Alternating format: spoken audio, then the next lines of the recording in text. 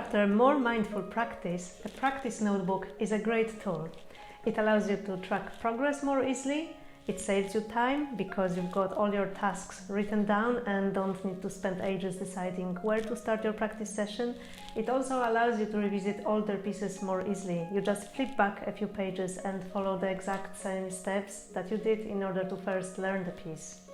If you're not sure where to start, I'm going to share with you a few of my tips on how to start with your practice notebook and how to plan your practice sessions using that tool.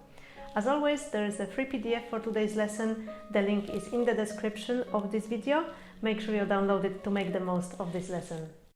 Begin by deciding when are you going to practice. To be realistic, work with your calendar to take into account your existing workload. Allow some margins. Perhaps not all practice sessions will happen as planned, or maybe some of them will cut short. Life sometimes just happens, and the best thing we can do is try to plan better for the next time. If you want some more advice on how to create a practice routine that works, check out my other video. Next, write down everything that you want to work on. All the pieces that you're currently learning, any pieces that you want to start learning next week, along with exercises, scales, arpeggios, anything that for you falls under practice category. If you're working with a teacher, make sure to spend 5 to 10 minutes after every lesson writing down what they said, making a list of all the things that you need to work on until next week. If your teacher takes notes for you, that's even better. Make sure you understand everything that's in there, and you can also take those points and put them on your list, just so you have everything in one place. Don't worry if that list is quite long for now, we will take care of that in the next step. The list that we've created is not a to-do list where you have to tick all the boxes. This list is supposed to allow us to have a bigger picture of the situation and pick the most important items and then organize everything else according to that. So if you're working currently on more than one piece, start with picking the most important piece for this week. It may be the piece that is the newest or the freshest, because that will require quite a different focus, quite an intense focus. Most people will have this feeling of what is the most urgent task to work on, which piece is lagging behind, if you want to say so.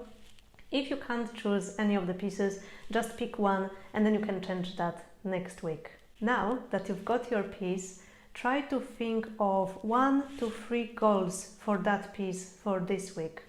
Try to be as specific as possible. Your goal can be something like making sure that my fingering of the melody in the right hand is consistent, or making sure that I place the left hand in advance whenever I've got a rest, or memorizing the last 3 bars of the piece, something along those lines. One goal is absolutely fine, especially if it's something that's going to take quite a long time. For example, putting hands together. I wouldn't choose more than 3 items. I think 3 is a very good number because first it allows you to keep in mind all your 3 goals and also gives you a clear hierarchy. If you're currently working on more than one piece, I would write down those specific goals for each of the pieces that you're working on. Again, I would have a minimum of 1 but maximum of 3 goals per piece, so you can easily keep track of what you can work on. And if you want, you can organize those other pieces again according to which one you think is most important, which one is less important. I think what matters most is knowing which piece is your highlight of the week piece, so you can start your practice when your mind is the freshest from that piece. Also, that will be very useful when you've got a very short practice session, when you can only fit in one piece. Then you can make sure that this is the piece that you practice, and then you can rotate the order of the other pieces to make sure that they are all cooking evenly.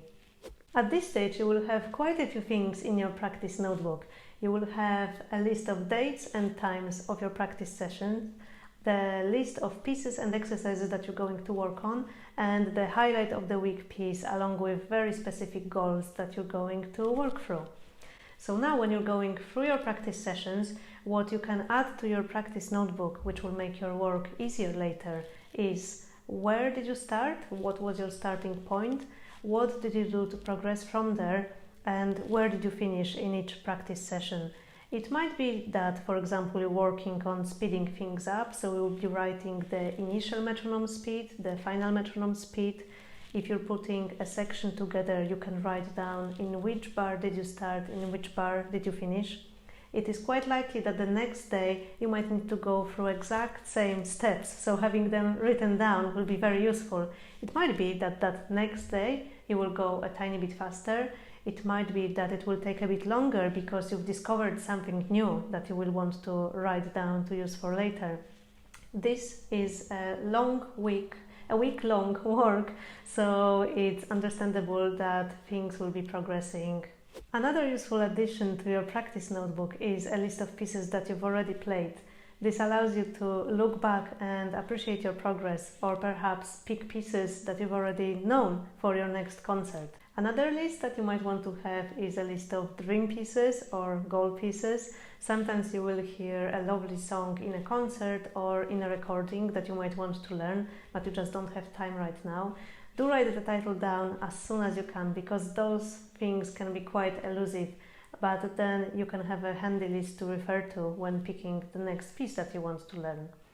It may be a good idea to keep those two lists at the back of your notebook, separate from your weekly sessions. I hope those ideas were inspirational. Of course, you might want to lead your practice notebook in a completely different way, and that's absolutely fine.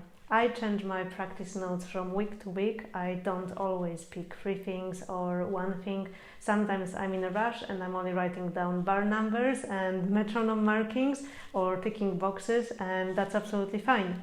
I think there is a great benefit in writing things down because we process words and thoughts a bit differently when we're writing them down as opposed to merely thinking about them. So even if you don't come back to that, try writing things down every now and then when you're practicing and let me know how it goes. Remember to download the free PDF for today's lesson, and I'll see you very soon. Take care. Bye!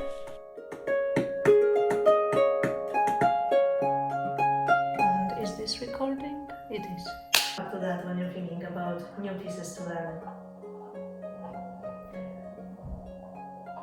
Let me wait for whoever is making that noise to go past. Yes? Oh, no beeping. I hope you found those.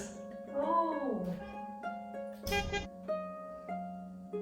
I'm going to want more. Yeah. It's 5 p.m. so probably need to make a mental note to stop recording before 5.